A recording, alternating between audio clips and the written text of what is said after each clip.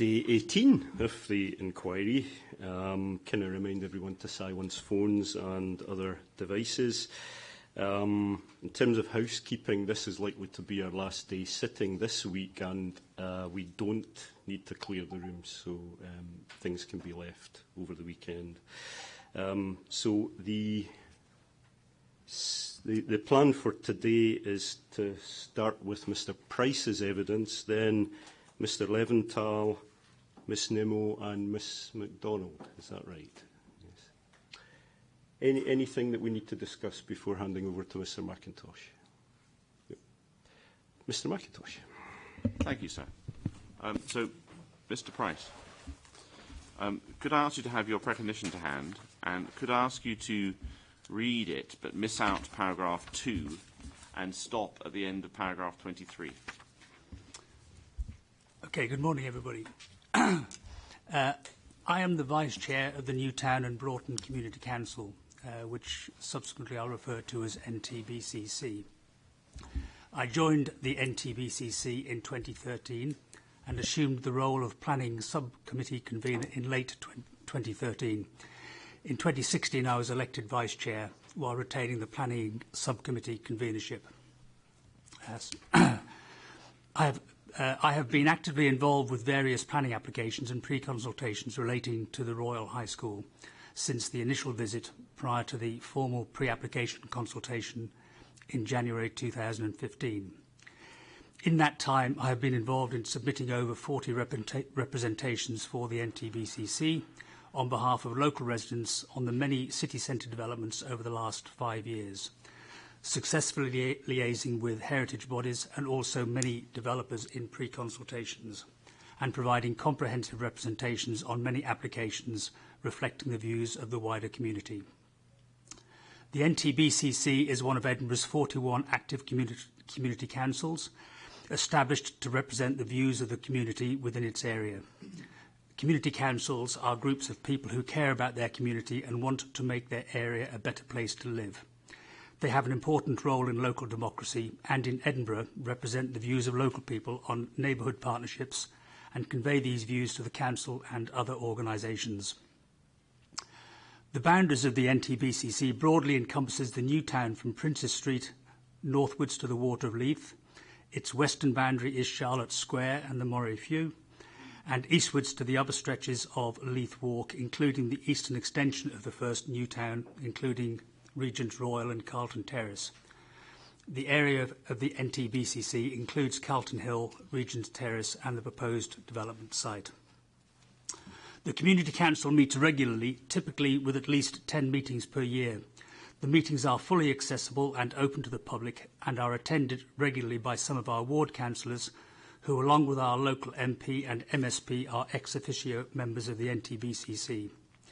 Furthermore, various subcommittees meet in addition to the public meetings to discuss specific, more significant, relevant planning applications in more detail than would be possible in the monthly meetings.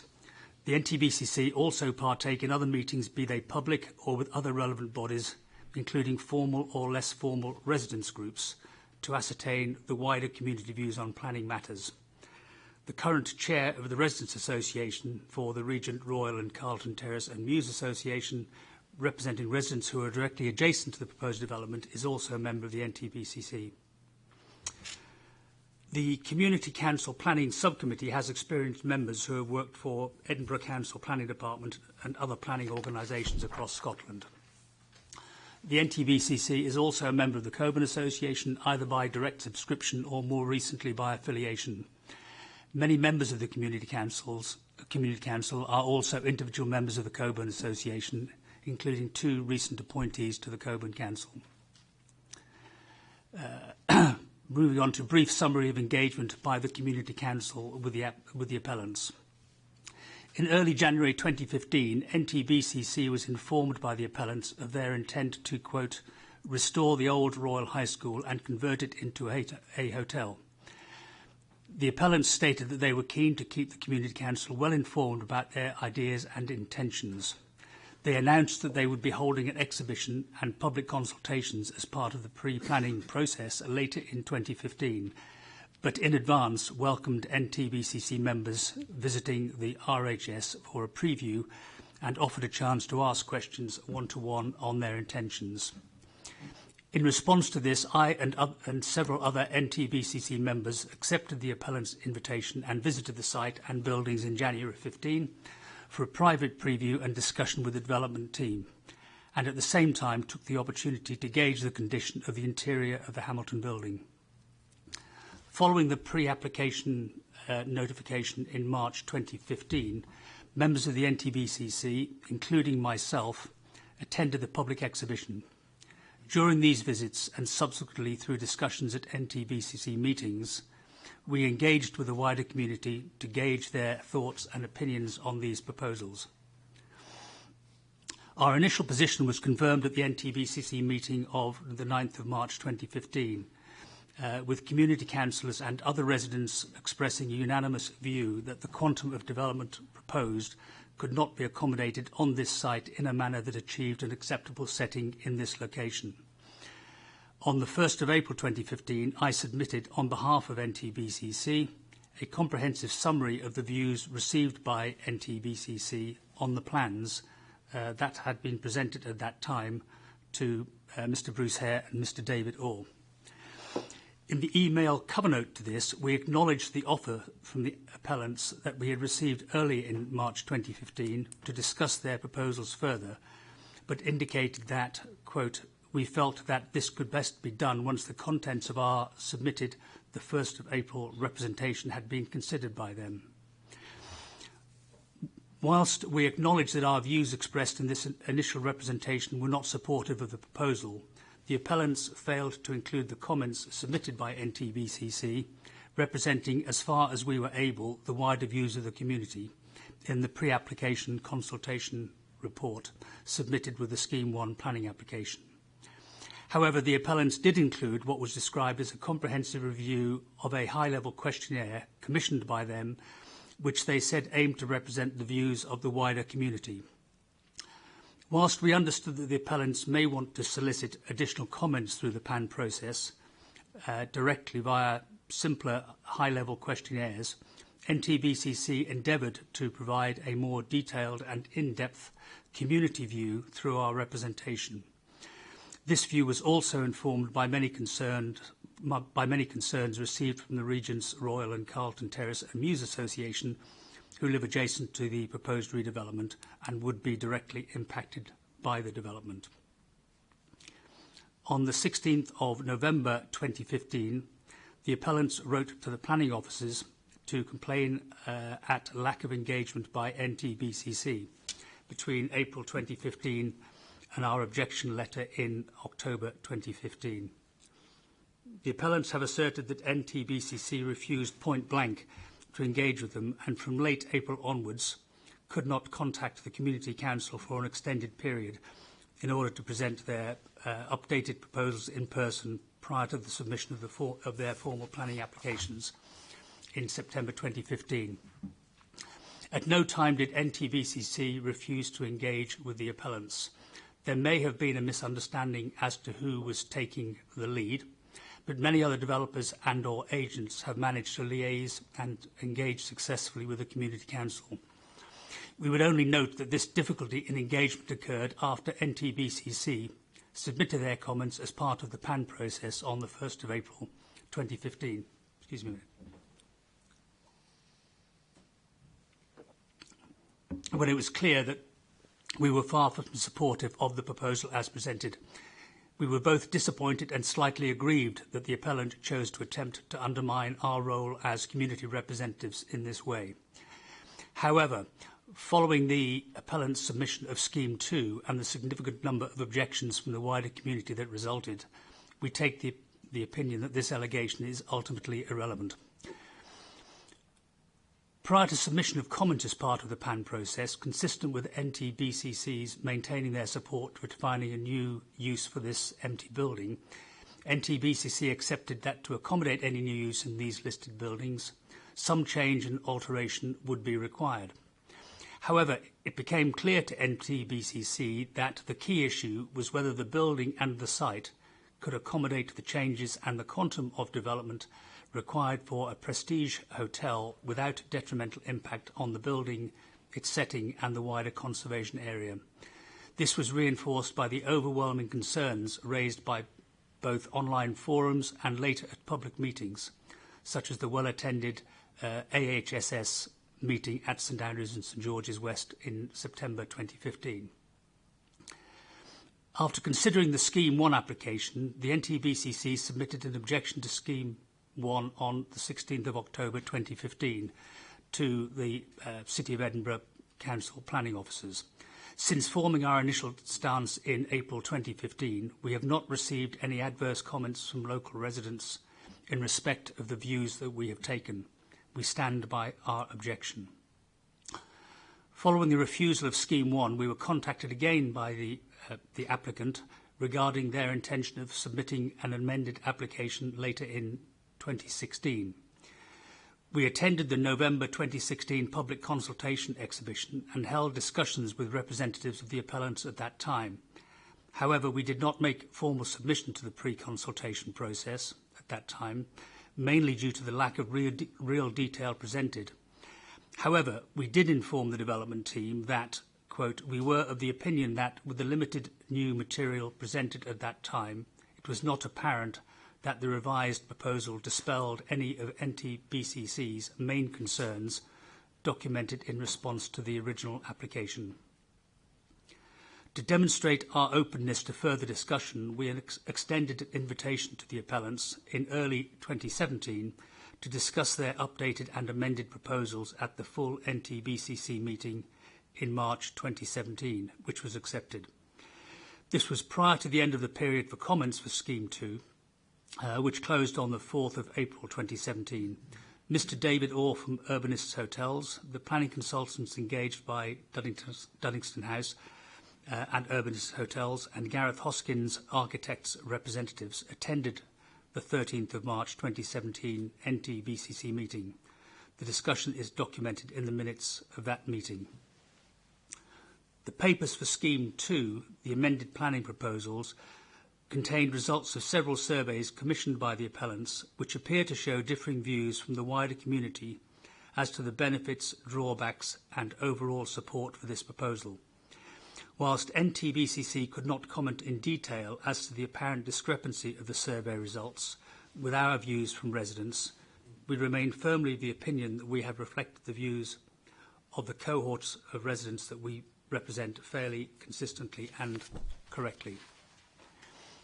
And finally, on March 26, 2017, NTBCC submitted further objections to Scheme 2 to the City of Edinburgh Council planning officers.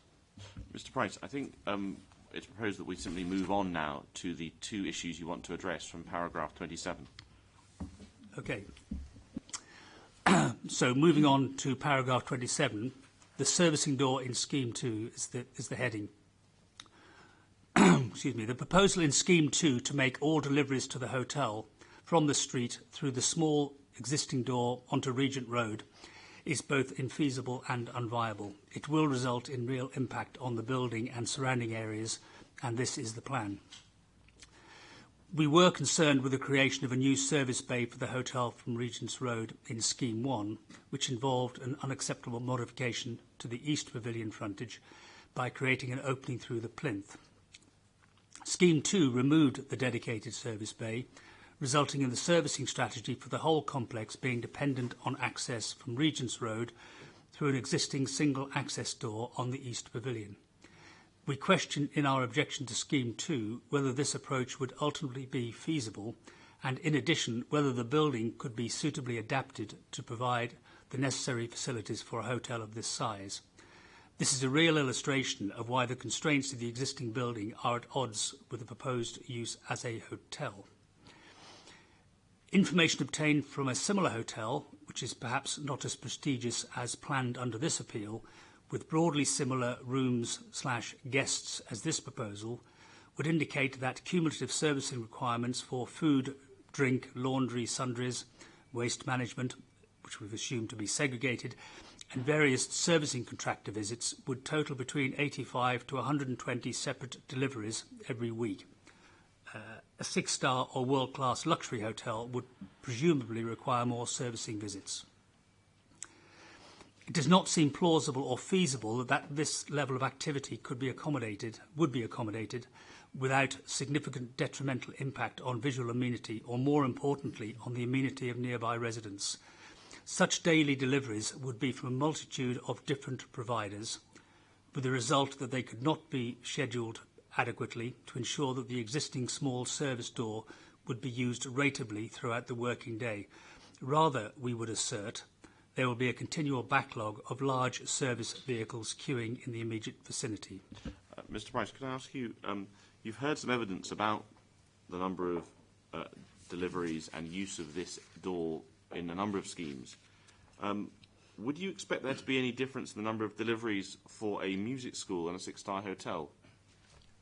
Well, my opinion on that, I guess, would be that I would expect there to be significantly less deliveries for a music school versus a six-star hotel, given that six-star hotel guests clearly want excellent service. And we also had evidence from Mr. Mappin that there were going to be 30 deliveries a day. Does the Community Council have any experience of complaints from residents about deliveries from large vehicles at times those residents consider antisocial? Yes, we do. I mean, not from similar establishments, but certainly deliveries for supermarkets and other places. The issues typically are that vehicles arrive and they're basically waiting on the road with their engines running, and this causes a significant impact on residential amenity. And what difference do you, if any, do you see between a hotel in this location using that door and perhaps a hotel within the first new town using an existing residential building in terms of servicing and the experience of residents? Maybe you just repeat that. I didn't get all of What it. difference would you see between the experience of residents for a hotel located in perhaps an existing residential building or group of buildings in the first new town and a hotel in this location using this method that's been discussed in this scheme? I think this, because of its location and it's a very visible site. I think the impact here would be worse. Could you read on to the end, please? And I have one question for you at the end. Miss out paragraph 38 while you're doing that. Okay. Moving on to the section that is entitled "The Value and Relevance of the Appellant's Aspirations for their Hotel." We challenge the assurances made by the appellants about the nature of the hotel that they planned to open would be a public building, and further agree with the appellant's own documentation, which supports the conclusion that there is no certainty that the grant of planning permission for either scheme can guarantee the ensuing establishment would be a six-star arts and culture hotel run by Rosewood Hotels and Resorts. The appellants are not Rosewood. They were appointed by the appellants as operators and do not control the appellants. A hotel is not a public building. Access is determined by management policies which depend upon the specific hotel operator, and both the operator and their management policies can change. The presumption that underpins these claims is that visiting members of the public will be consumers. That, in our view, does not support the claims that this is a public building any more than an exclusive Michelin-starred restaurant would be such. From a planning perspective, it is not possible to guarantee that this would be the case even by applying strenuous conditions. Although it is stated that Rosewood Hotels and Resorts are contractually committed to operate this hotel, due to commercial confidentiality, the terms of this contract are not in the public domain, and the length of the contract term is unknown to us and the details uncertain.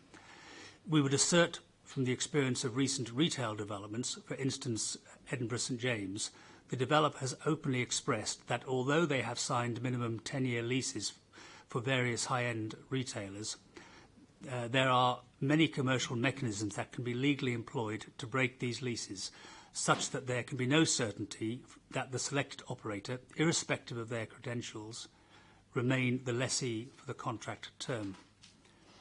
We would also state that the commercial viability of the proposed prestigious hotel has not been demonstrated and may not be achieved, which would result in financial pressures being a factor in bringing forward a premature break in the contract, at which time the current buildings would have either been modified or worse, demolished, with inappropriate additions, lessening the option for achieving a sustainable alternative use for these buildings. Examination of relevant policy and guidance. NTBCC have always justified our concerns. Sorry, Fred, did you... Do you read that section? Okay. NTBCC had always justified our concerns about the appellant's proposals by reference to national and local plans and guidance, and this approach is repeated in 3 formal letters. Without repeating the terms of those letters, NTBCC is specific of the opinion that both Scheme 1 and Scheme 2 are contrary to the local development plan and in particular policies N1, 3, 5, 6, 7, and refusal is consistent with the proper application of design policies DES 3, 4 and 11. It will damage the Hamilton building and its setting and features of special architectural or historic interest which it possesses. It will damage the setting of the Robert Burns Monument and other listed buildings on Calton Hill and the features of special architectural or historic interest which they possess, and neither preserve nor enhance the special character of the Newtown Conservation Area. In fact, they diminish it, contrary to local plan policy N6. Moreover, the design fails to draw upon positive characteristics of the surrounding area, contrary to local plan policy DES 4. The applicants, the NTBCC, remain mystified as to why the appellants are pressing both schemes 1 and 2 to appeal. It was apparent from the Development Management Subcommittee for Scheme 2 that the appellants had made the assumption that as a larger, more unsympathetic Scheme 1 had been refused by a narrow margin of 8 votes against to 7 votes in support, that a small perceived improvement in terms of the scale of the proposed scheme would be sufficient to achieve the necessary approval. However, the clear differences in the narrow margin for refusal in Scheme 1 versus the unanimous rejection of the improved scheme was due to 2 specific factors. Firstly, it was clear to Community Council members that the DMC underwent a significant change in membership between the refusal of Scheme 1 and the unanimous refusal of Scheme 2. The DMC in place following the council elections in 2017 has demonstrated a high regard for the stance taken by their officials in planning decisions. Council officials, especially senior planning officers, are well versed in planning policy and their recommendations reflect this expertise and knowledge. Secondly, public opposition to planning applications can be somewhat of a slow burner. It is clear to the Community Council that with increased publicity and discussion as to what was proposed for this iconic building, the public expressed their dissatisfaction as measured by the number of objections submitted to Scheme 2. The existence of a viable and consented alternative scheme from the RHSPT can only have served to motivate people to object to Scheme 2.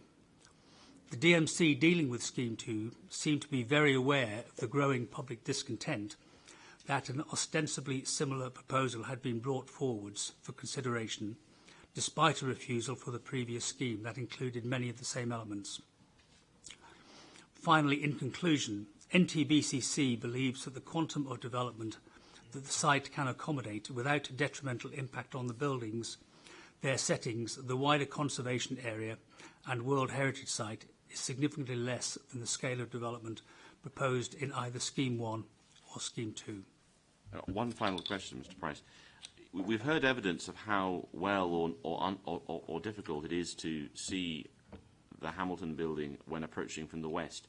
What's your experience of that? I took the opportunity, in fact, last week, on a very sunny, bright morning, to walk from Waterloo Place to Regent's Road. And because I think that's an experience that the residents that we represent, that's how they would see the building typically. And what I noticed is the sort of the gradual reveal, which I think has been talked about so far. But also I was struck by the building, how it sat on the hillside. This is from close up. It's very majestic, it's monumental, and it is beautifully set against the hillside. Thank you, Mr. Price. I've got no more questions. About Mr. Steele may have some. Thanks for that. Mr. Steele. Mr. Price, good morning to you. Just a couple of questions.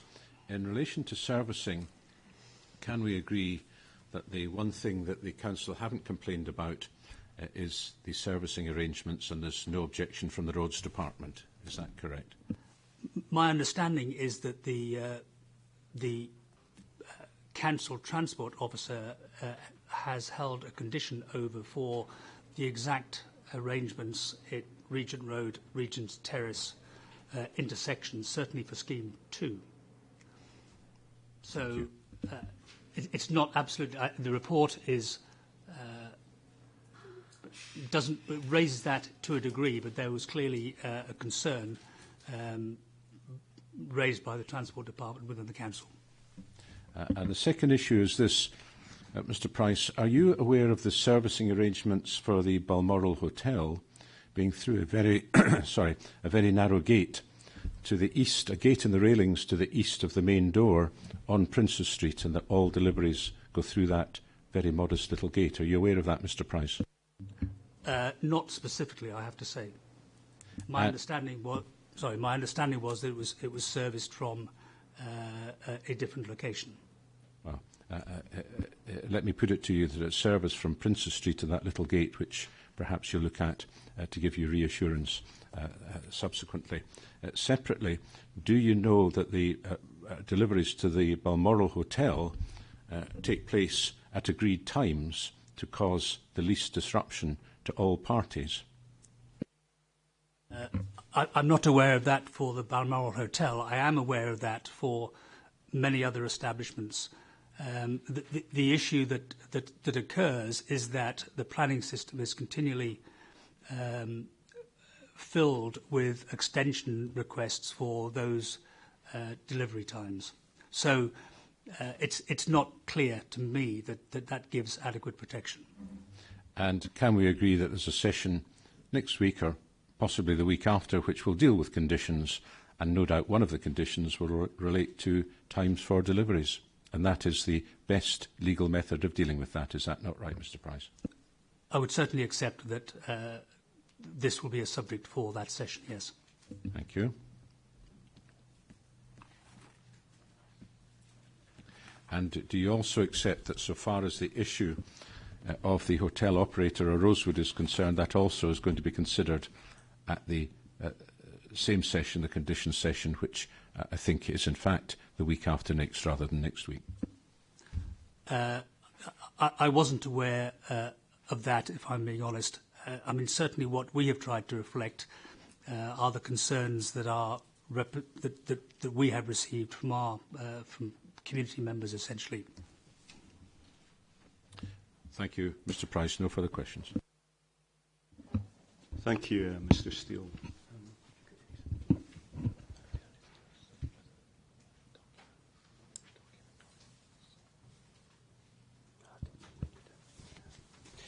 No questions from us. Mr. McIntosh, anything? I think I probably should ask one question of Mr. Price. There was a question about the Balmoral Hotel. And the Balmoral Hotel is within the Community Council area? Just outside. But the road in front of it? The road in front of it is, the boundary is that road, yes. Because of this boundary issue, do you have any experience about the issue that many citizens of Edinburgh might be aware of about vehicles outside the Balmoral Hotel? And do you want to expand on that? If you can't, then that's fine, but particularly taxis and things. I mean, certainly it is a very busy stretch that I'm aware of, and certainly those comments have been made to the Community Council many times about other applications in the vicinity. Thank you very much. Okay, thanks for that. Thank you, Mr. Price. Are we ready for Mr. Leventhal? Yes, I'm sure. Just if we just have we'll just move them around. Perfect.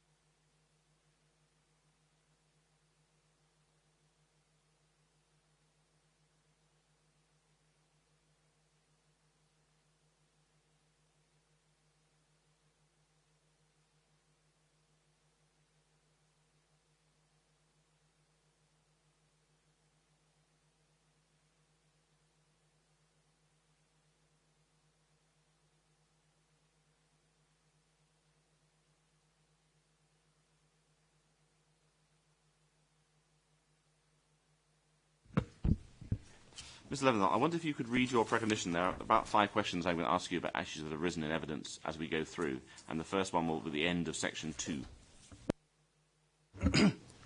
Thank you very much. Good morning, sirs.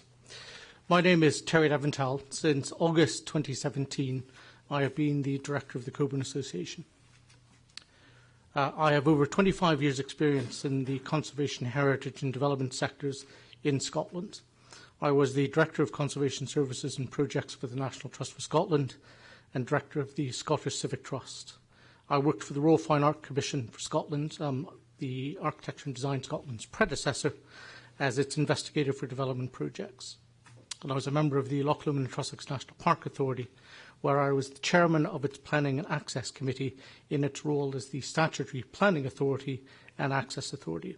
And I also chaired its local review body. I'm a member of the Scottish Branch Committee of the Institute of Historic Building Conservation, where I am also a member of the UK Policy Panel and the UK Legal Panel, and am a Fellow of the Society of Antiquaries of Scotland. Now, you mentioned there, Mr. Leventhal, that you were a director of the Scottish Civic Trust for some years. Yes. Does that mean that you had some involvement in the Buildings at Risk Register? Yes. Amongst my responsibilities at the Scottish Civic Trust was responsibility for the Buildings at Risk Register. I don't know whether you'll need to have it to hand, but there's an extract at CD 198 at the very end in Appendix 9.1. I wonder if that might be... Do you have a copy in front of you? I will have shortly.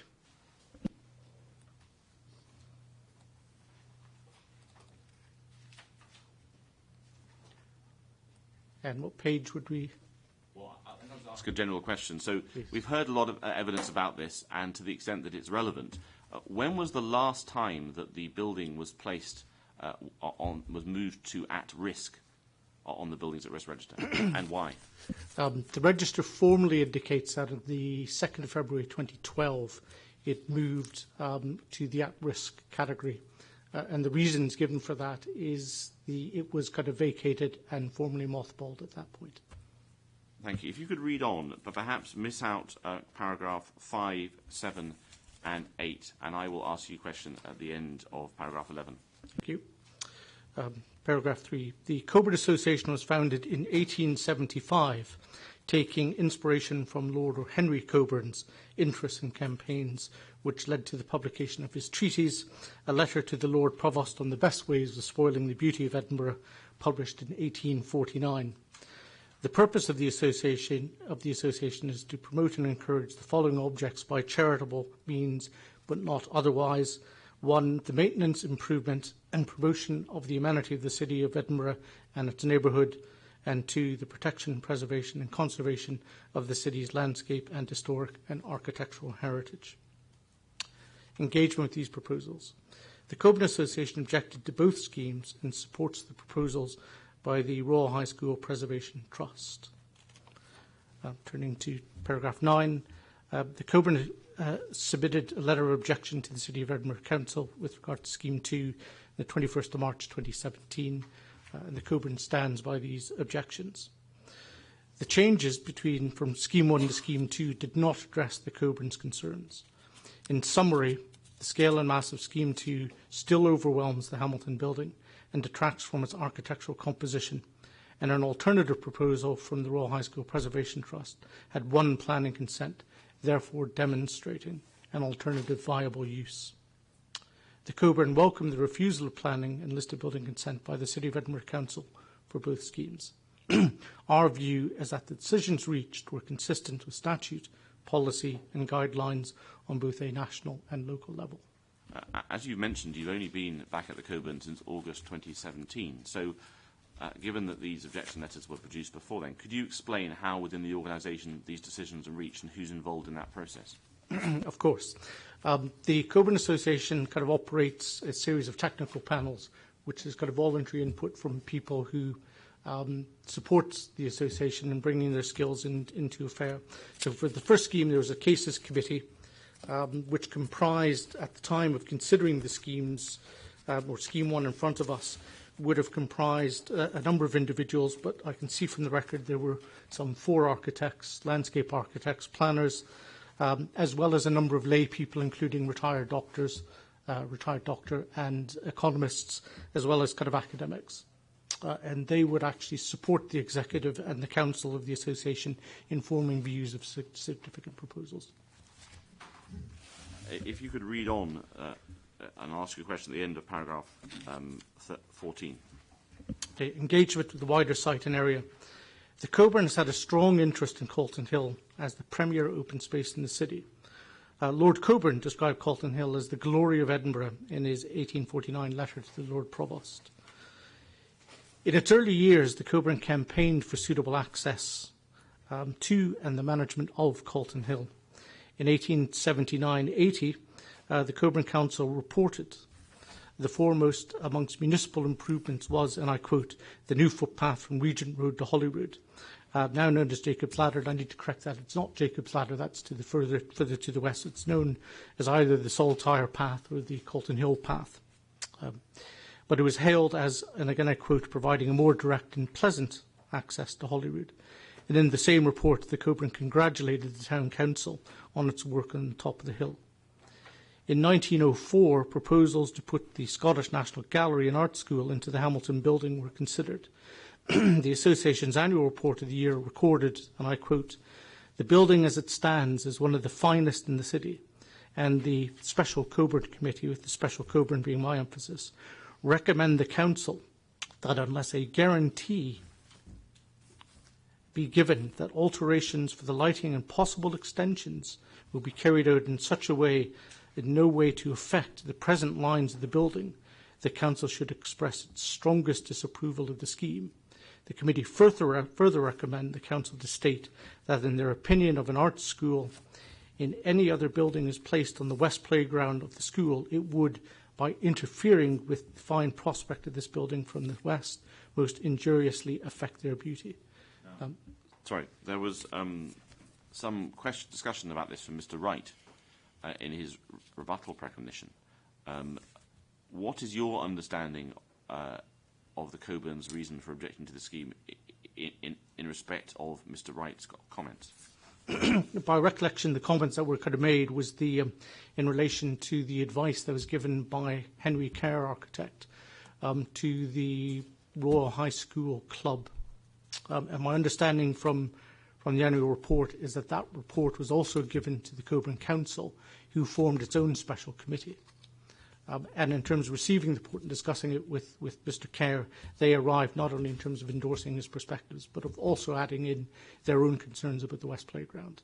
And that scheme from the special committee would have been given to the Council of the Coburn, who would have then endorsed it. And there were, of course, a range of significant persons on Council who would have endorsed that proposal, including one Patrick Geddes. Thank you. If you could continue, please. While you continue, you explained to me earlier that there were 2 corrections you wish to make in the rest of the document. Could you make those, and when we get to the end of paragraph 41. I'll ask you a question. Thank you. Paragraph 15. Proposals to convert the building into the Scottish Assembly were supported by the Coburn in more recent times. In more recent times, the Coburn articulated strong concerns with the proposal in 1996 to complete, I put in inverted commas, the National Monument with a large glass box, turning it into a laser light show visitor attraction with the hoped-for support of the Millennium Commission, which did not materialise. In 2004, the Coburn supported in principle the proposals to convert the Hamilton building into the Scottish National Photography Centre, and it supports the current proposals by the Royal High School Preservation Trust to establish a new music school on the site. The qualities and interrelationship of Hamilton's Royal High School and Calton Hill have been appreciated for well over a century. Their importance to Edinburgh as the Athens of the North, as a World Heritage Site, and a successful, prosperous city is inherent. And Chapter 1, Paragraph 18. A unique feature of the site is the high density of heritage assets in historic environment values. Very few places in Edinburgh, let alone Scotland, have such a significant overlapping set of formal designations covering it. World Heritage Site inscription, Conservation Area designation, Category A listed building status, Special Landscape Area, Site of Special Scientific Interest, and a Gardens and Design Landscapes Inventory Site designation are all national or statutory designations. There should be no dispute of the international importance of Hamilton's building and its high significance in the context of the World Heritage Site. It is one of the finest buildings in the city and in Scotland of its type. And the starting point for any development proposal must be the preservation of its unique and architecturally complete composition and setting on the slopes of Calton Hill. Now, I know the special landscape area is, and I quote, susceptible to built development affecting the appreciation of hill form and skyline. The importance of Calton Hill in terms of landscape quality, heritage value, and a distinct area of character is also of the highest order. Now, evidence on the importance of the qualities of Calton Hill has been presented by Dr. Kirsten Carter-McKee for the Coalition. The Hamilton building has a carefully conceived relationship with Calton Hill. Its location was chosen deliberately to place it between the Old Town and New Towns and to serve both, set in an Arcadian context. The limited fenestration to Regent Road contributes to the purity of the building, which with its sculptural quality of this elevation make adaptation to hotel use very difficult without compromising its important architectural features and setting. Chapter 2, Architectural Design Quality. The Coburn's view on design quality concentrate principally on scale and massing of Scheme 1 and Scheme 2, rather than on details and materials. In both schemes, the height and size of the bedroom wings is too large to the extent that the Hamilton building would become the lesser in terms of building mass component of the development. The effect of both schemes is that the Hamilton building will no longer appear as a single design edifice set within the landscape, en Roussenerbe, but will form a much larger terrace of development, especially from the western end, where the extension sits hard on Regent Road. The monumental composition will be compromised. The appellants place substantial emphasis on the comments of Architecture and Design Scotland about both schemes.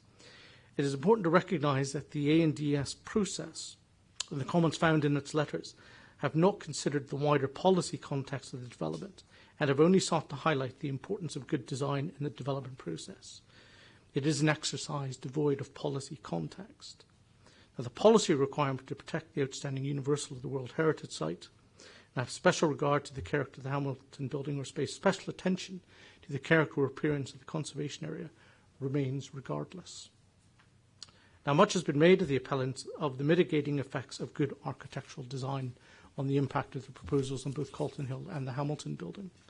Now, the environmental statement found that the proposed development would have a significant effect on the Calton Hill townscape character area.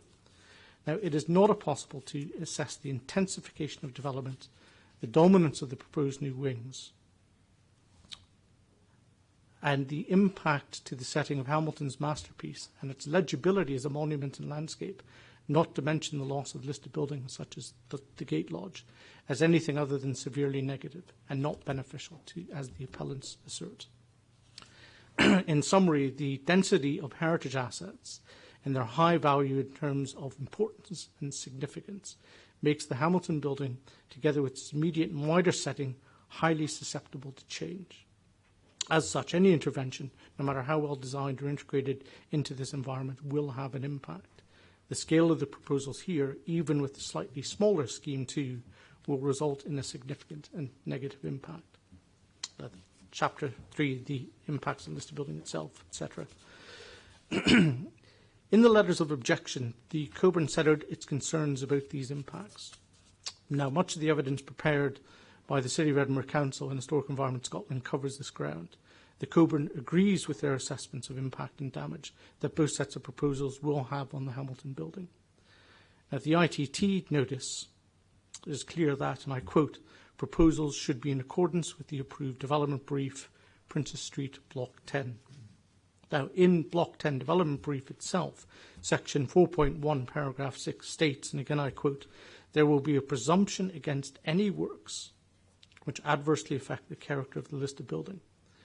It also states, and again I quote, in particular, the setting of the former Royal High School will be a key consideration in assessing any development proposals which come forward.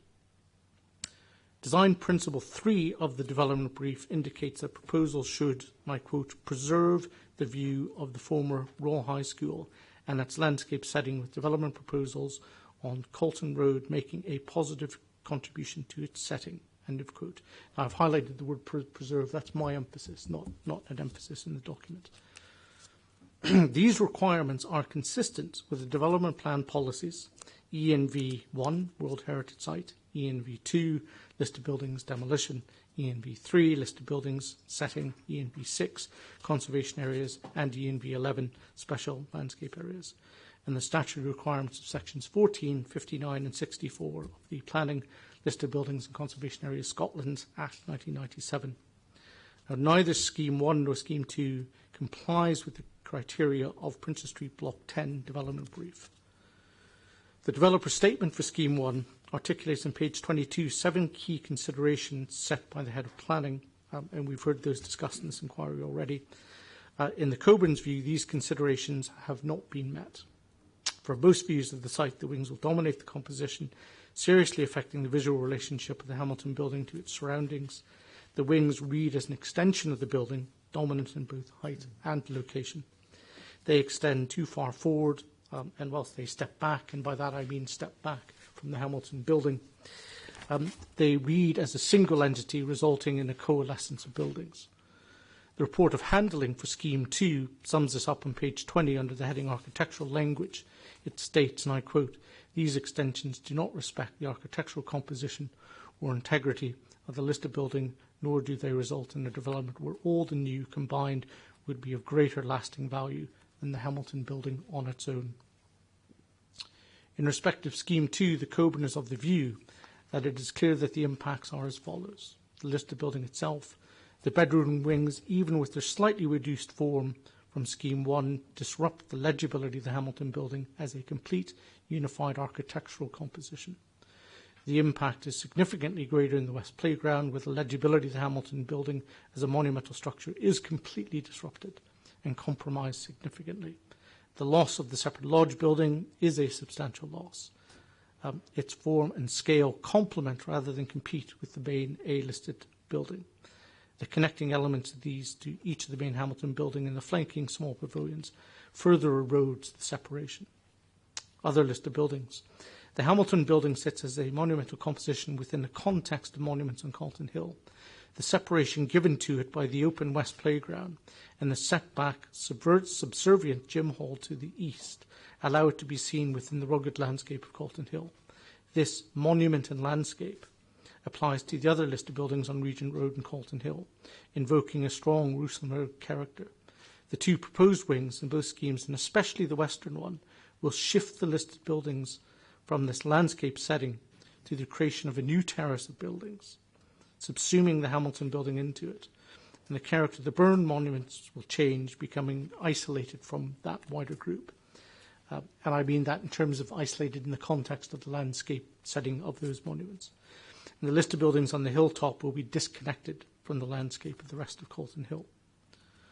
On the World Heritage site, Edinburgh World Heritage has articulated the impact of outstanding universal value of the site, with evidence having been presented by Adam Wilkinson. Now, on the Newtown Conservation Area and Old Town Conservation Area, both schemes will have an impact on the character and appearance of the Newtown Conservation Area, and especially on the Calton Hill character area. The views from the west approaching the site from Waterloo Place will be significantly altered, with the appearance of the Hamilton building and its landscape setting fundamentally changed. From the Old Town Conservation Area, the townscape setting, when viewed across the Waverley Valley, will be affected, with the legibility of the Roos and Orb appearance from the south flank of Calton Hill will be changed. The breadth of the skyline, especially with Scheme 2, with Scheme 1, is notable. The breach of the skyline, I should say. Now, for reasons that only make sense if the appellants are only persisting in Scheme 1 in order to keep their option over the site with the City of Edinburgh Council live, the reporters and Scottish ministers will have to consider the interplay in between Scheme 1 and Scheme 2. Now, the principal change is reduction in size of the proposed west wing. Now, the changes do not alleviate the impacts on the Hamilton building nor its setting. And the sensitivity of the site, the density of heritage assets, and their own settings will be affected by both schemes. So in summary, the appellant's proposals undermine the Hamilton's building's important relationship with its context. And the volume of development indicates that the use of the building for a hotel was not appropriate. Chapter 4, Assessment of the Royal High School Preservation Trust Scheme. The Coburn Association supports the proposals by the Royal High School Preservation Trust. We agree with the overall assessment in the report of handling for the scheme that, and I quote, the design, scale and layout of this generally low profile, sensitively designed extension safeguards the overall character and setting of the listed Hamilton building, the setting of surrounded listed buildings and monuments, and the site's conservation area setting. And the preservation of the lodge and retention of the West Playground as an open area are important areas of support. The proposals by the Royal High School Preservation Trust is consistent with the Council's development brief for the site, Block 10 development brief. Chapter 5, Examination of Relevant Policy and Guidance.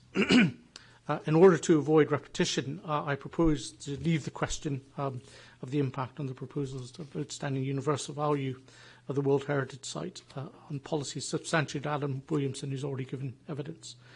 However, whilst outstanding universal value in Edinburgh is specifically protected in Local Plan Policy E and V1, protection is also provided by Sections 1459 and 64 of the 1997 Listed Buildings Code of Act. Listed Building Policy. A Scottish planning policy states in paragraph 141 that, and I quote, listed buildings should be protected from demolition or other work that would adversely affect it or its setting. Now, paragraph 3.8 of HESP states that no listed buildings should be demolished unless it can be clearly demonstrated that every effort has been made to retain it. As such, public policy attributes special weight to the retention of listed buildings. Now, sections 14, subsection 2 and section 59 of the Listed Building Act are crucial. Now, section 14.2 provides that special regard is had to the desirability of preserving the building or its setting or any features of special architectural or historic interest which it possesses. And section 59 requires decision makers to have special regard to the desirability of preserving the building or its setting or any features of special architectural or historic interest which it possesses. Now, the appellants have sought to argue that the exceptions to paragraphs 3.48 and HESPs justify both schemes. Mr. Leventhal, did you want to make a change in that location? Is the wider kind of assessment in terms of the kind of policy. Perhaps it might be worth just having a look at that, if that would be helpful.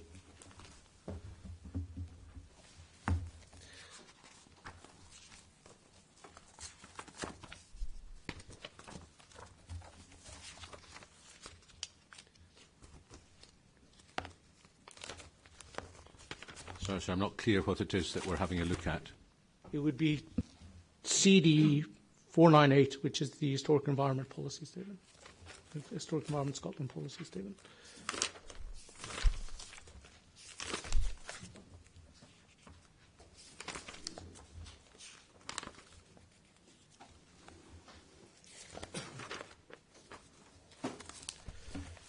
Just hold this out in front of me.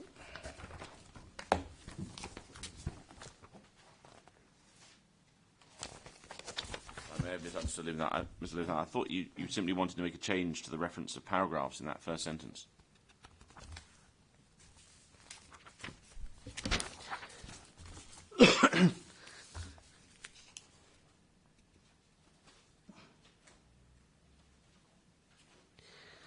Yes, I think that the kind of reference in that paragraph, which is,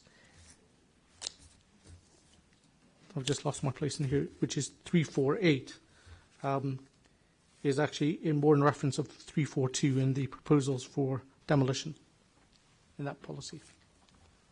So it's both 342 and 348 of that book? Yes. Right, thank you. If you could read on. Sorry, we're not substituting, we're adding. Well, perfect. Thanks. Perhaps if you could read on.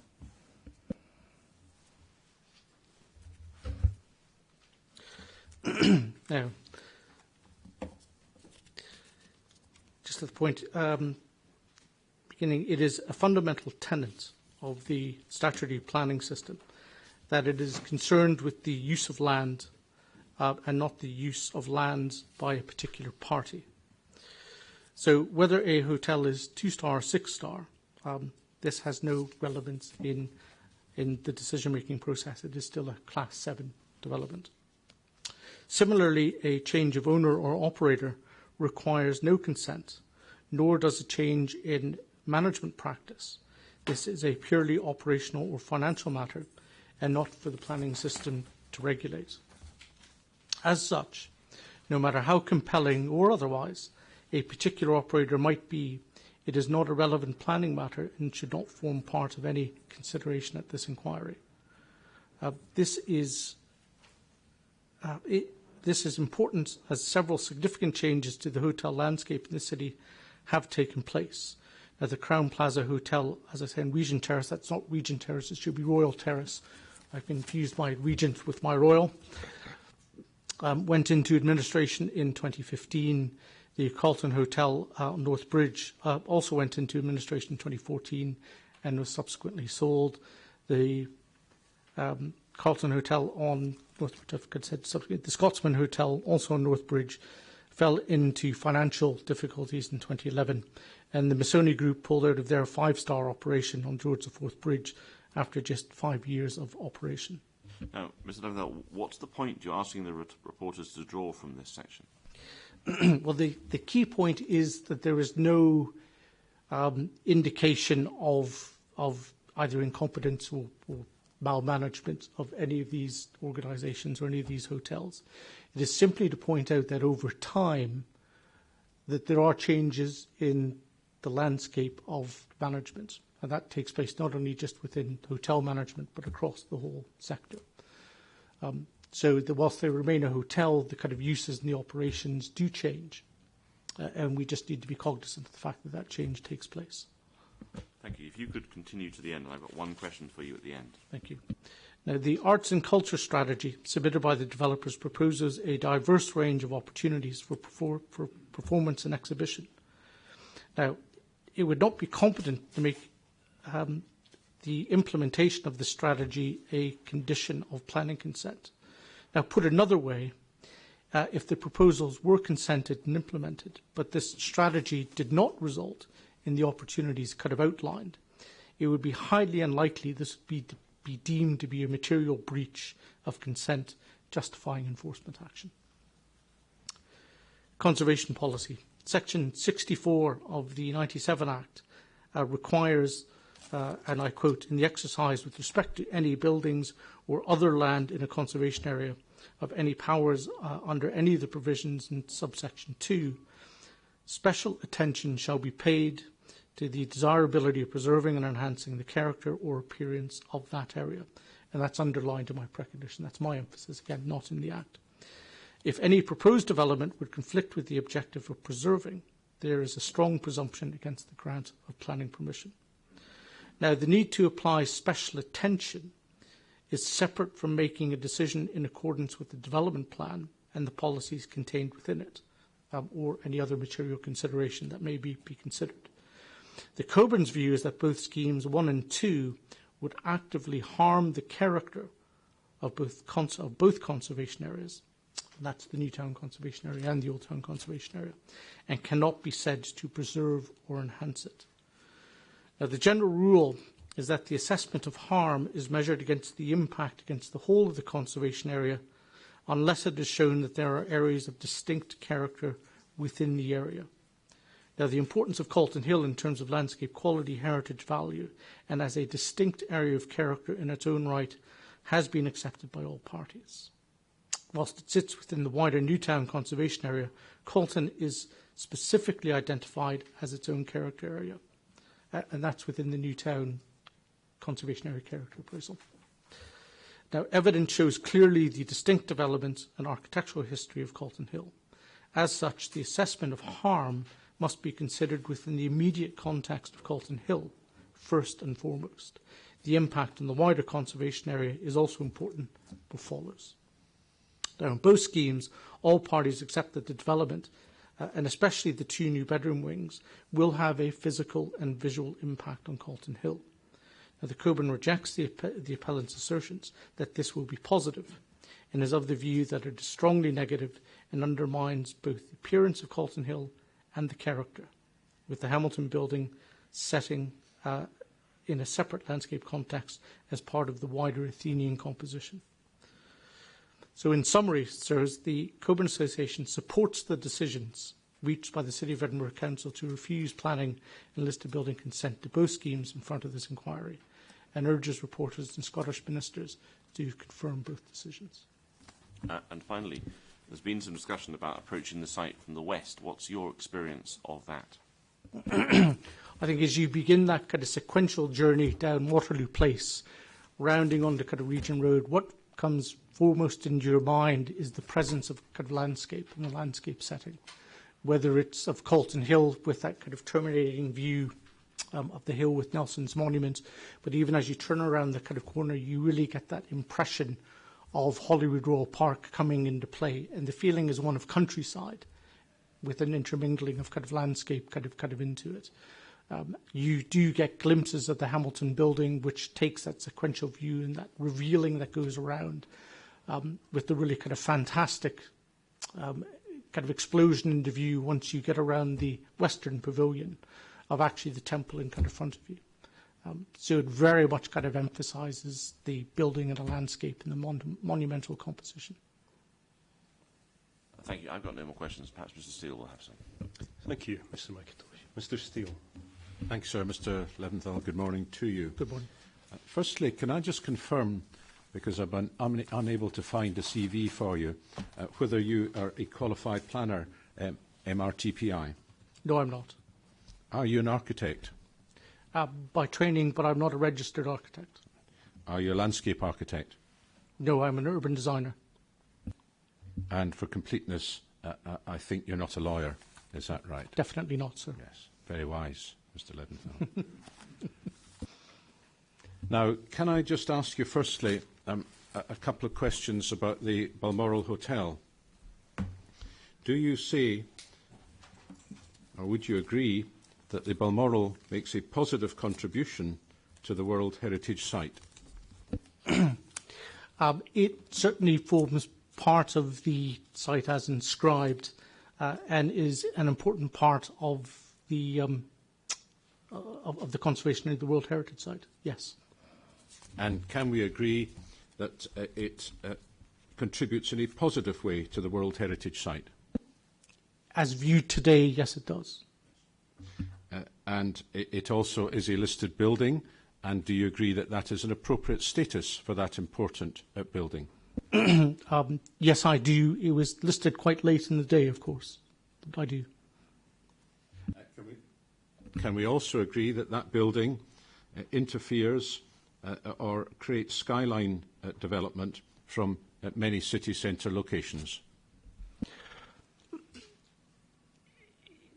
It is part of the skyline as you see it today. Yes, indeed. And it will appear a skyline development from many, many city centre locations. I hope not to go to them all. Yes. Can we also agree that travelling from the west in an easterly direction, it interferes with views to Carlton Hill? From where would you be beginning that journey, sir? That would, if I can just clarify. Well, in a sense, it doesn't matter whether you're beginning in Inverness or Aberdeen, but the point is this: coming along Princess Street or up from Waverley Station, it interferes in vistas towards Carlton Hill, doesn't it? What it does is you approach from Princess Street heading towards Carlton Hill with the range of kind of other buildings, including the former GPOs. It frames a view or a glimpse to Carlton Hill, which acts as a terminal feature of that view. And of course, is it right to recollect that the Balmoral, that the Coburn Association objected to the construction of the Balmoral Hotel? That was in 1902, I believe. And yes, it did do, sir. That is correct. But in reading the annual report from 1902, what was quite instructive about it is the Council of the Coburn noted the very high quality of design and architectural interest it possessed, thinking it was a very admirable building as a piece of architecture, but it was just too interfering in the location where it was proposed. Well, let me be more direct, Mr. Leventhal. The objection was on the basis of height and scale and massing, wasn't it? Correct. And yet it now contributes positively to the World Heritage Site. It does when viewed today. Can I ask you a few more questions, please, about the Coburn?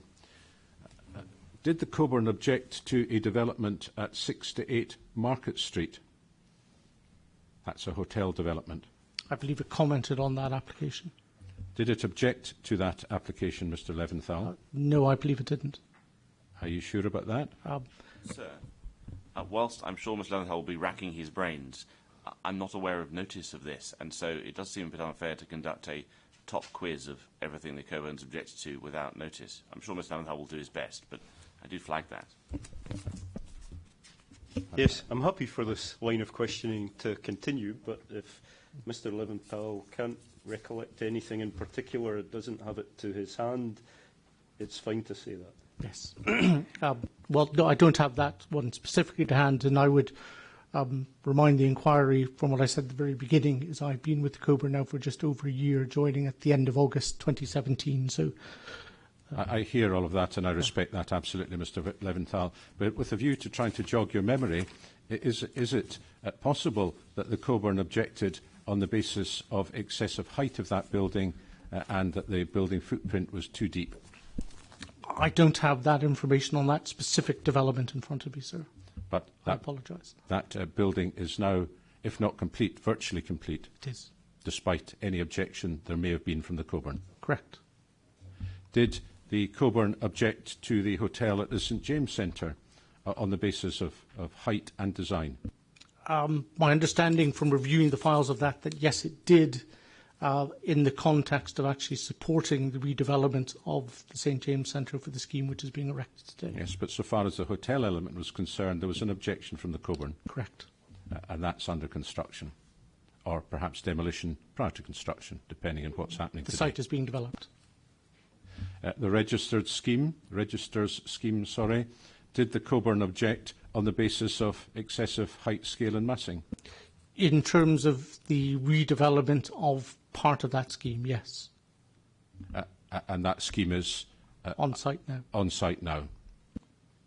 Did the Coburn object to the hotel at India Buildings on the basis of height, scale and massing and detriment to the World Heritage Site?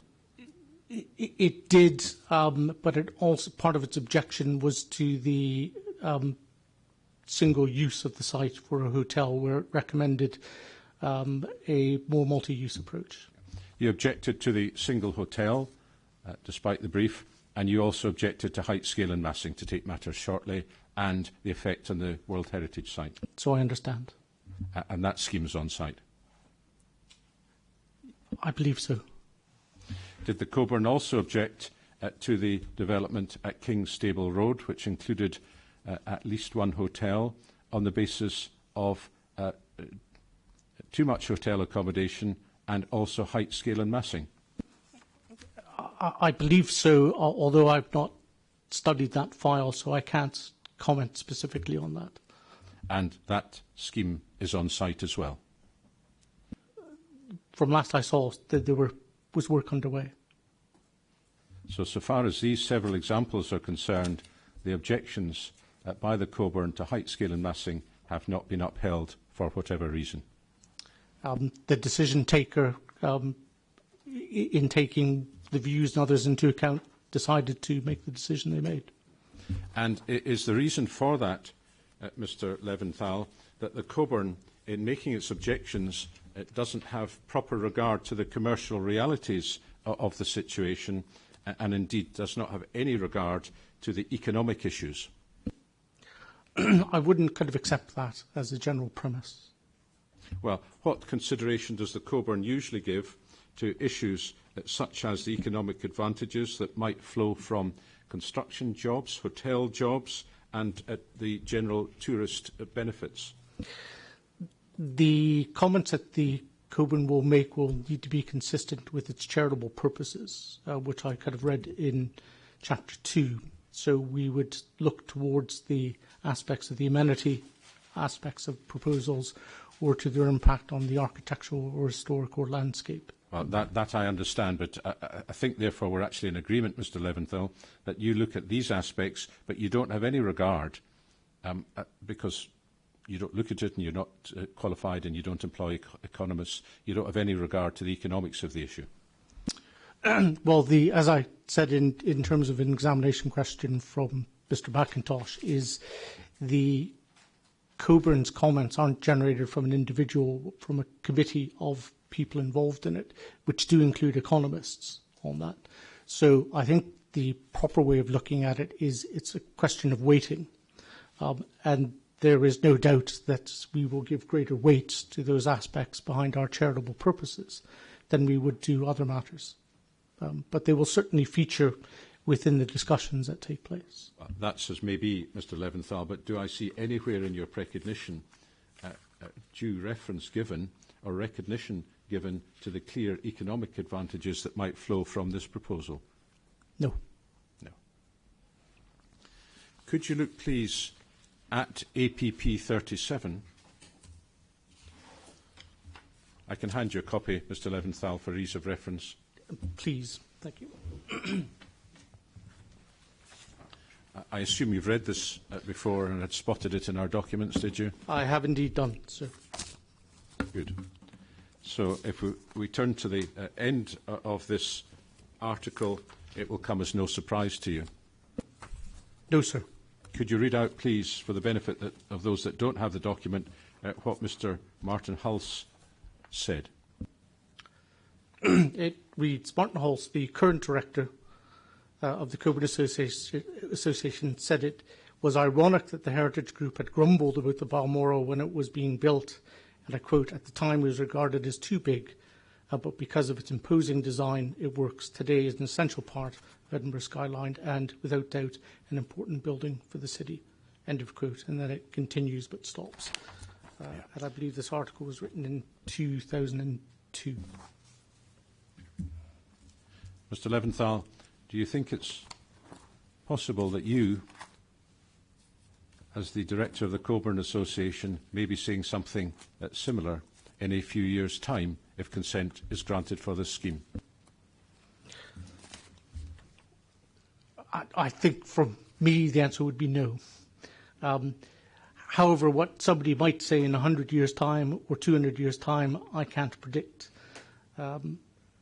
We could go on a TARDIS tour back in history, if you would like, if it would be helpful to the inquiry. I'm not too sure how much it would be, to talk about in terms of the generation, because we did discuss this already, that generated the Coburn's concerns back in 1902, and actually what the city looked like at that time. But I'm not too sure that kind of reflective view would actually help the reporters in making their decision today. And only time will tell, Mr Leventhal, whether you will issue such a statement in due course, won't it? Whatever my predecessor may say at that time will be what they might say in that time. Might even be in your term of office. Who knows? Thank you very much. No further questions. Thank you very much, sir. Thank you, Mr Steele. Mr McIntosh. I have two questions, Mr Leventhal. The first one is, you had some questions about the World Heritage Site there.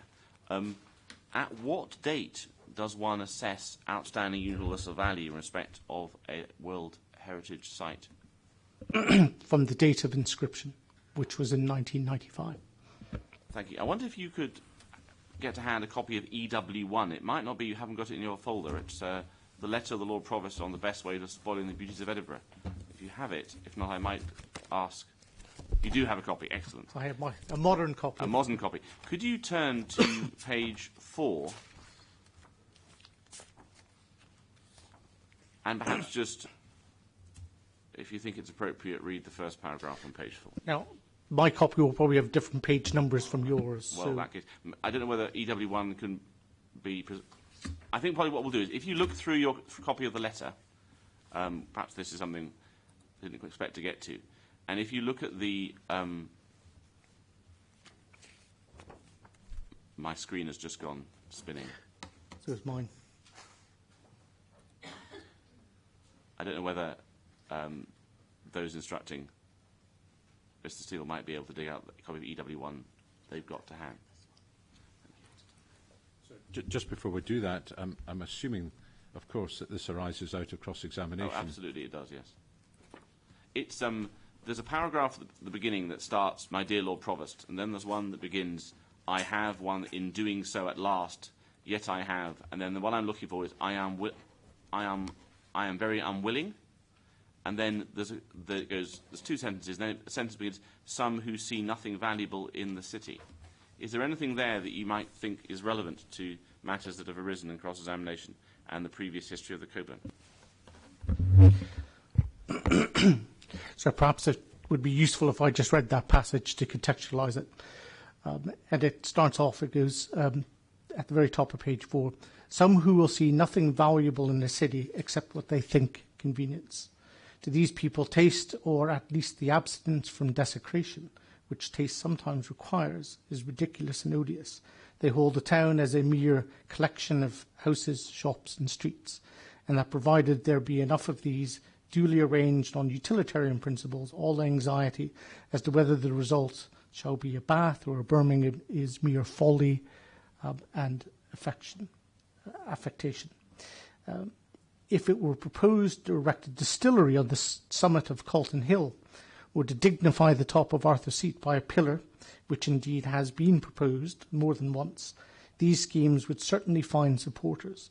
And if these supporters could connect their schemes with any particular object of their own, it is mortifying to think what a number of adherents might get, and by what a quantity of confident and plausible nonsense their plan would be defended. But though this class exists, and from its activity and imperviousness is always feared, I see no reason to suspect that it forms anything like the majority. If it did, it would be all over with us. But the majority seems to me to be sound and not have often erred, except from being left uninstructed." And that was written by Lord Coburn before the association was founded? Correct. Thank you. And no more questions. Okay, thank you, Mr Leventhal. I think that's an appropriate time for our morning break, so we can break now until 11:40, when we'll hear from Ms Nimmo.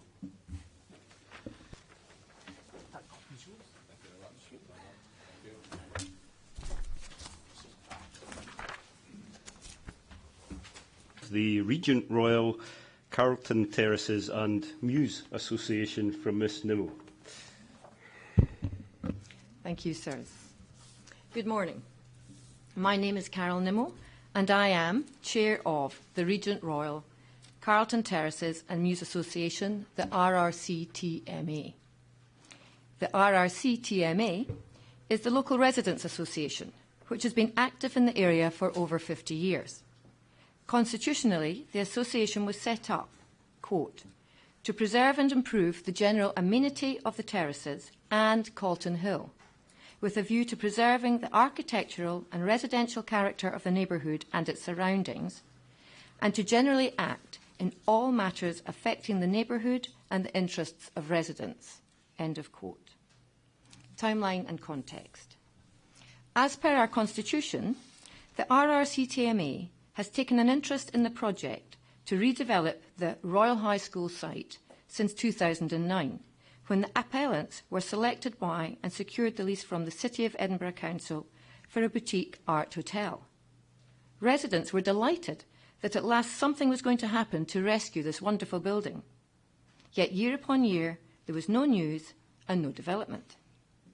Then in November 2014, at the start of what was to become a very contentious consultation process, we were given a tour of the Royal High School building and presented with our first view of the plans.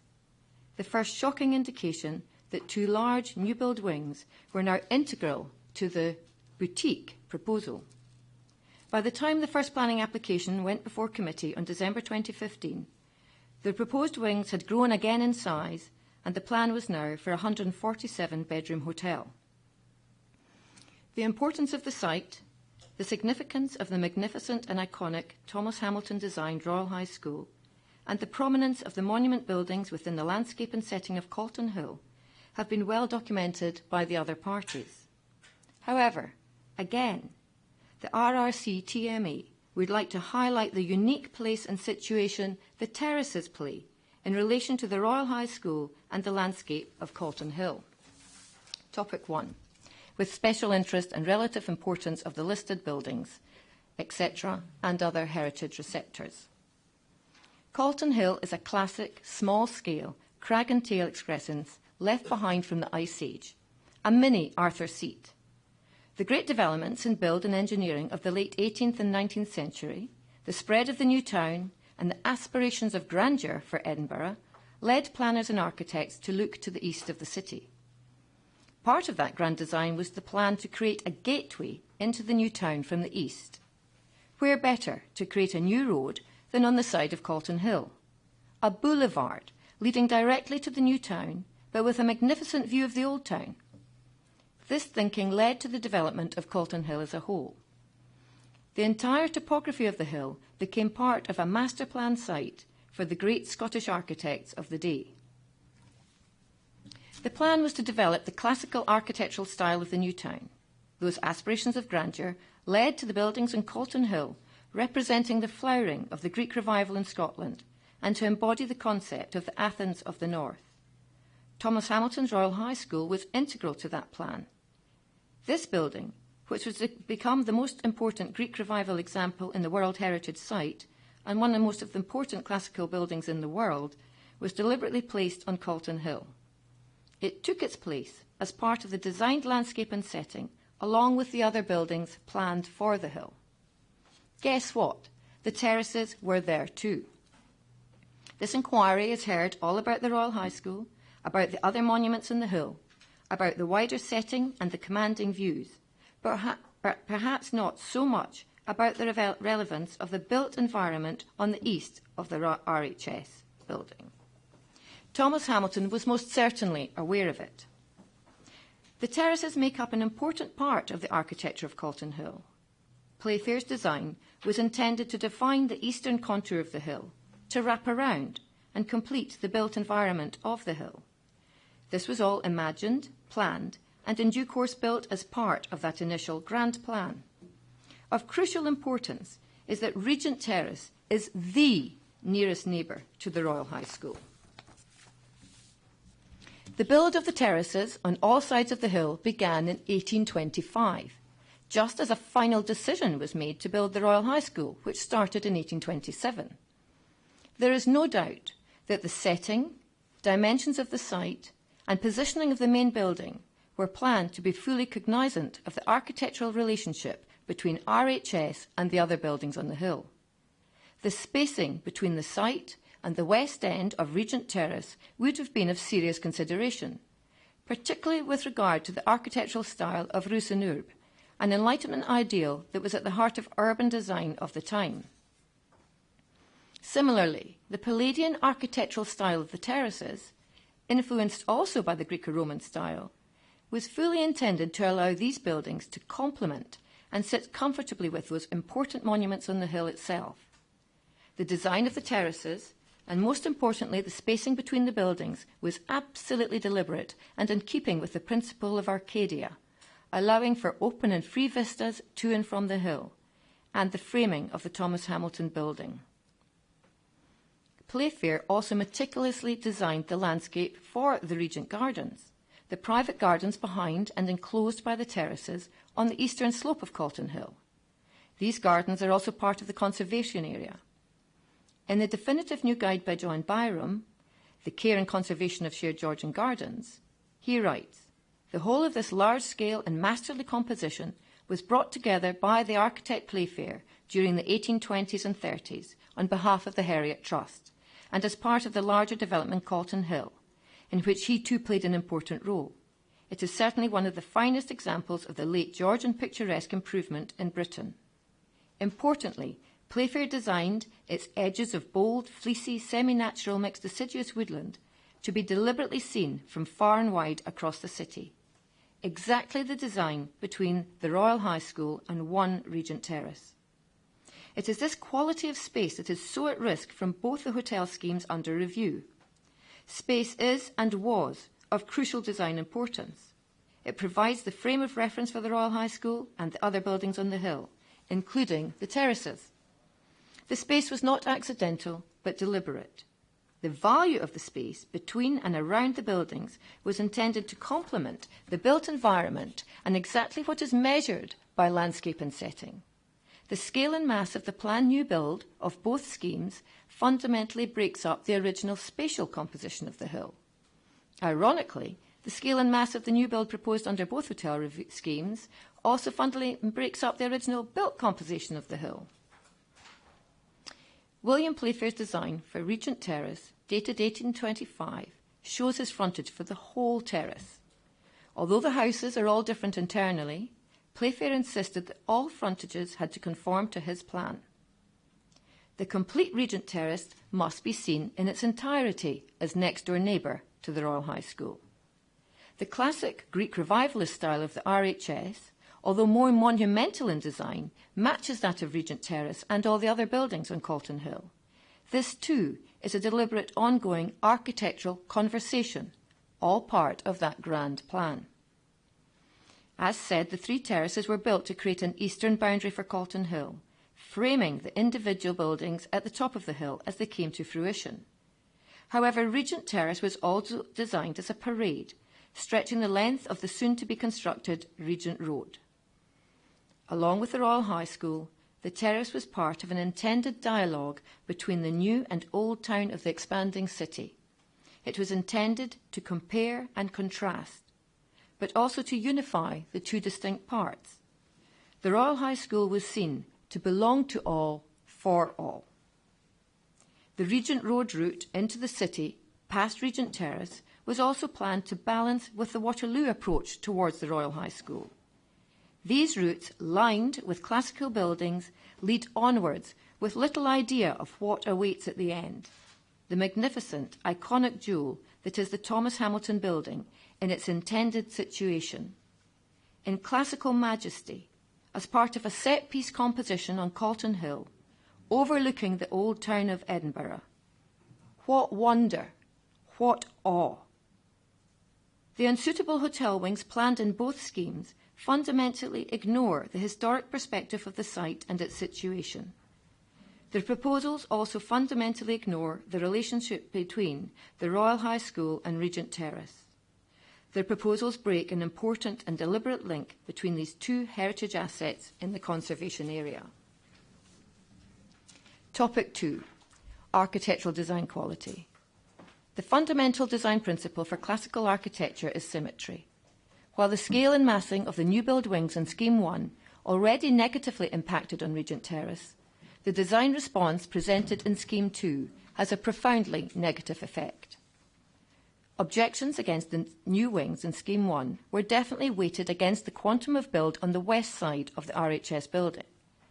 This is understandable, as it is this aspect which is seen from the city by most people. The developers and architects responded to this in Scheme 2 in the most simplistic way possible. The quantum of development moved directly over to the east wing, which is now significantly larger than the west wing. All sense of symmetry is lost. The design narrative shared with the buildings in Calton Hill, and that in particular between RHS and Regent Terrace, disappears. This would seriously diminish the cultural and heritage value of the terraces, which become severed from the cultural matriarch on the hill. Theme 3. Impact on the listed building itself. The designed landscape, other heritage receptors, for both schemes. The RRC TMA believe that both schemes have a negative impact on all the matters raised above. However, it is with the magnitude of the impact on the designed landscape and the other heritage receptors that RRC TMA is so concerned. Why? Because the terraces, and Regent Terrace in particular, are very much part of that designed landscape and indeed are heritage receptors. We have already highlighted above how the quantum of scale and build, especially in Scheme 2, would affect the designed landscape of Calton Hill, on which the terraces play a defining role. However, it is with the direct impact on Regent Terrace that we have serious issue. Both schemes have a profoundly effect directly on Regent Terrace, but it is the effect of the enlarged east wing in Scheme 2 which would be seriously life-changing. On the grand scale, the planning issues are overshadowing lack of daylight sunlight, lack of privacy, noise and air pollution. But it is the day-to-day scale that would be of most consequence to residents. Not only the constant visual of an enormous dark glass building overpowering the west end of the terrace, but also the visceral effect for residents of a commercial building and all that would entail, forever changing the character of the building and setting of Regent Terrace and the Royal High School on Calton Hill. Topic 4. Assessment of the consented RHSPT scheme. RRCTMA are of the opinion that the RHCPT scheme would be a positive alternative option. Positive because the scale of the planned new build would not challenge the supremacy of the RHS building, nor challenge the relationship between the Royal High School and Regent Terrace.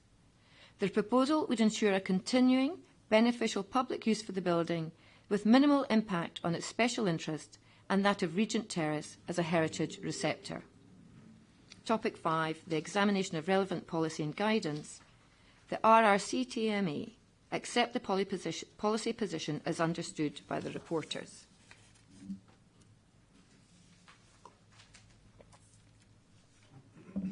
Conclusion. The RRCTMA, on behalf of the residents of and from Calton Hill, sincerely hope that the reporters and ministers support the planning decisions made by the City of Edinburgh Council and reject the appeals by Duddingston House Properties and Urbanist Hotels for both hotel schemes. Regent Terrace as a set piece, and the three terraces of which it is part, are an integral part of the concept which is Calton Hill and the buildings on it. Calton Hill represents the pinnacle of design and architecture of the Greek revival in Scotland, the third and final phase of the new town, an inheritance of which we are rightly proud. Calton Hill is a remarkable survival story and should not be harmed for a hotel. Thank you. I have no questions for myself. I'm sure you must have asked yourself some questions. Yes. Thanks, Ms. Nimmo. Mr. Steele. Thank you. And better still, no questions from me. Hold on, Ms. Nimmo. Mr. Ron has a question. Sorry to spoil your day. Can I just ask you one question? You talked about symmetry, but then you've said that your main objection of the association is the scale of the building on the east side of the Hamilton building. Can you say whether the association or indeed yourself would prefer a symmetrical response to that site. So, i.e. the quantum of development not shifted to the east side. I think with the development, with the hotel schemes, they were intending 2 buildings. And it was just in the response between 1 and 2 that the weighting came to our side.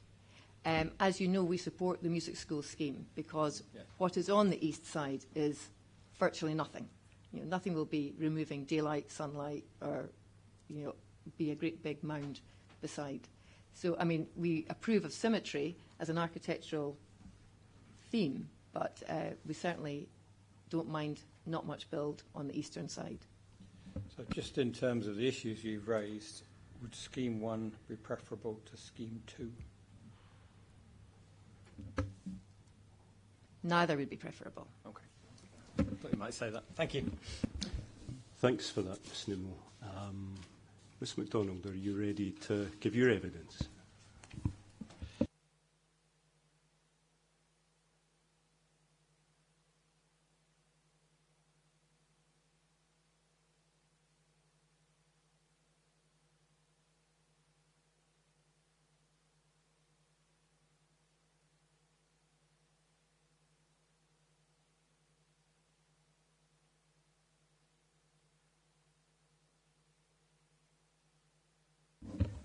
You're going to read your precognition, are you? Yes, perfect.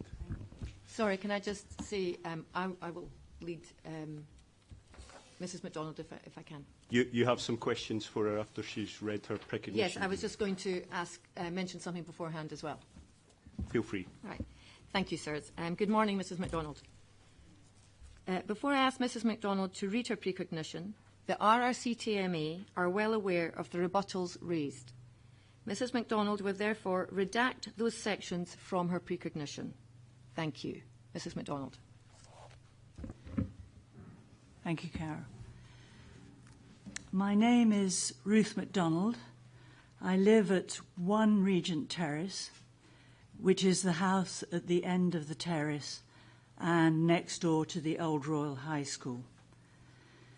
I'd like to start by saying that our outstanding concern with respect to the hotel proposals is the impact of the proposed East Wing on the character and setting of our residential area, on Regent Terrace, and in particular on our own home.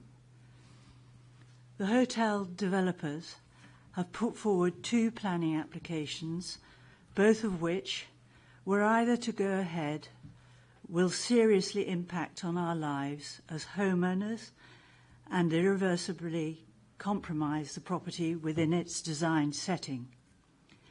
We have 3 issues of real concern, which I will now summarise. Firstly, overshadowing, scale and massing. The lack of proportion of the proposed building alongside a domestic property has been likened to a gigantic cruise liner mooring alongside a small rowing boat. The size, scale and sheer mass of the proposed east wing, so close to our gable wall and garden, will block out a substantial part of the sky and a significant amount of light to the side and rear of our home and garden.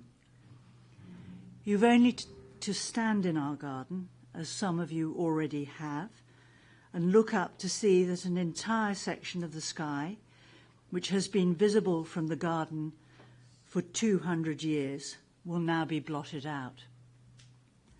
Worse, the proposed new wing, whichever proposal, will be sited significantly closer to the boundary wall than any building previously, a mere 30 feet from our gable wall. Secondly, light impact. Whereas the proposed east wing, whichever version, will block out sunlight and sky during the day, it will have the opposite and equally detrimental effect at night. The multiple floors and multiple windows of the proposed east wing will be lit up like a vast ocean liner. What has been a peaceful residential street for 200 years will never again experience true nightfall. This will destroy the character and setting of what was intended to be, and always has been, a residential area. Thirdly, noise impact. The proposed east wing is intended to house the main services and the service entrance of the hotel. The sound of extractor fans, delivery trucks, laundry, bin emptying, and all the other activities of a large commercial enterprise will occur 24/7, just a feet away from our home.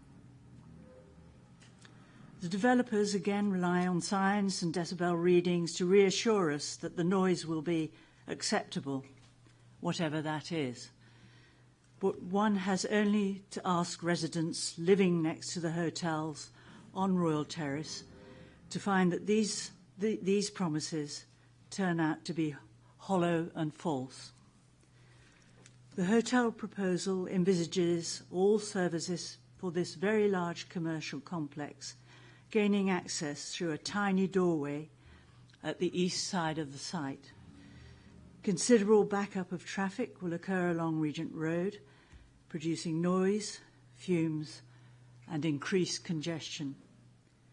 None of this is compatible with the character and setting of this residential area, Regent Terrace, and our home.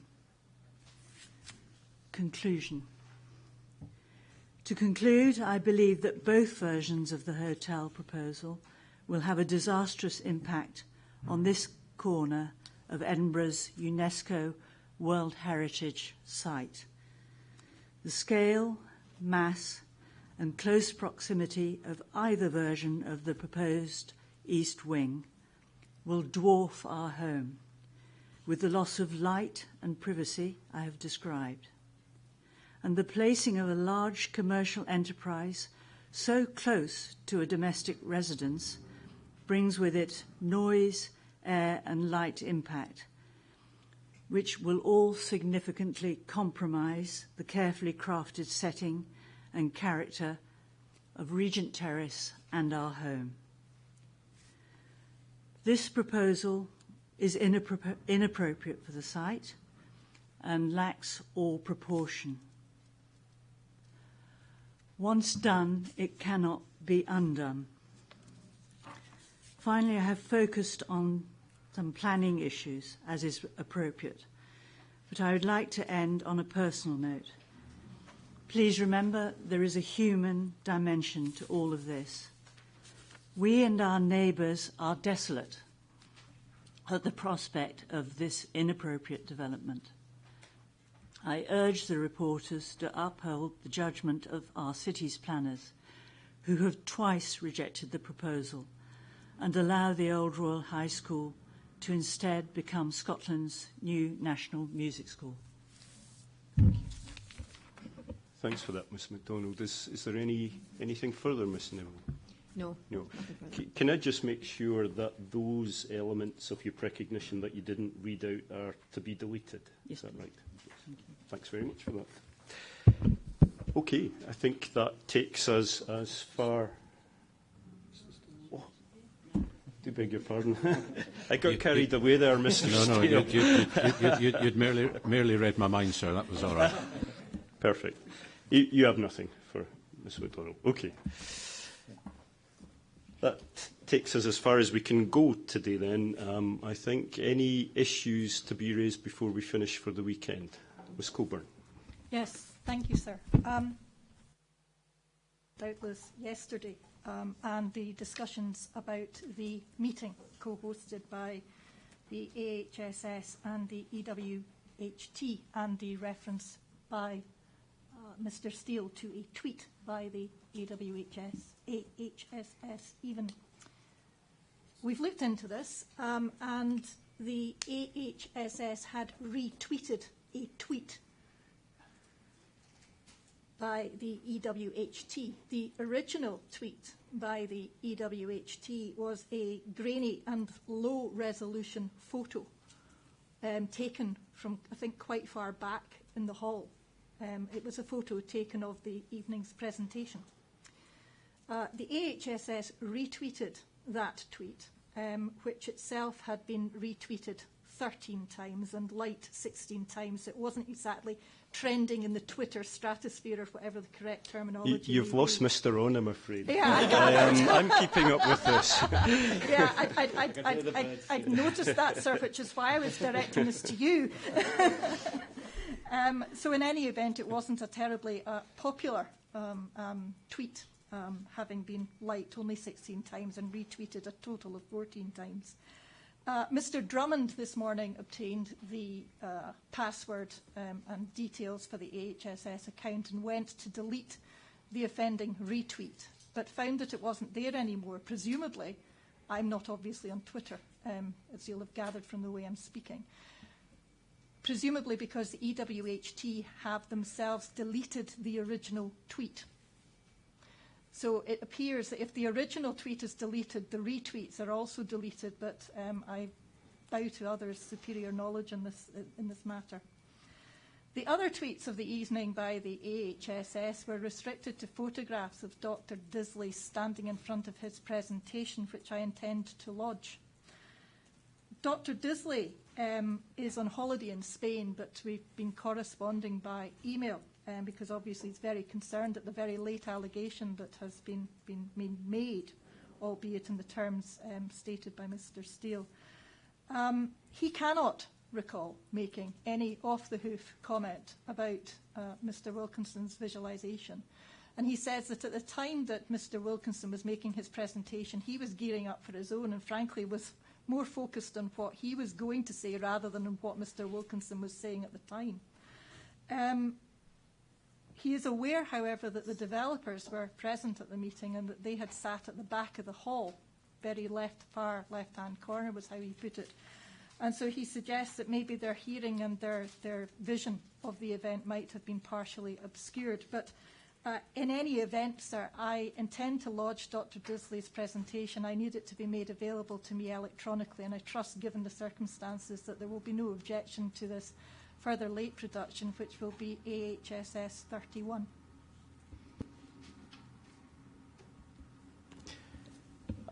I don't think we need to hear terribly more or even any more about this, but do you have any comment to make on the lodging of that document, Sir, Mr. Steele? Simply that this, frankly, is irrelevant for the purposes of your determination. I tried to make clear yesterday,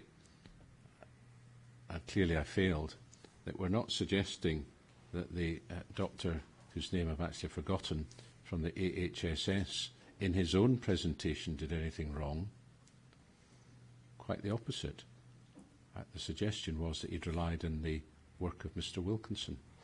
That's all. So if, there's really no purpose whatever in lodging the good doctor's work because it's not at issue. If you wish to see it, so be it. We're not in any way troubled if that will add to the matters that are before you for determination. But I do think Ms. Coburn has perhaps misunderstood the position. I can't assist any further. Okay, thanks for that, Mr. Steele. We're happy to have that document lodged, Ms. Coburn. Thank you, sir. We're obliged, obviously.